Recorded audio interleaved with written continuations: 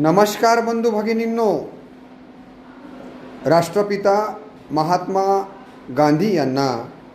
महात्मा आणि राष्ट्रपिता या ज्या दोन पदव्या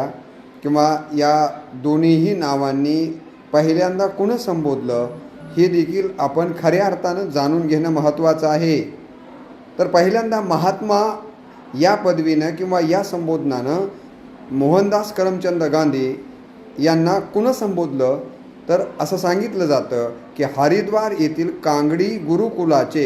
आचार्य श्रद्धानंदजी यांनी पहिल्यांदा मोहनदास करमचंद गांधी यांना महात्मा गांधी या पद्धतीनं संबोधलेलं आहे. तर काही जणांचं म्हणणं रवींद्रनाथ टागोर यांनी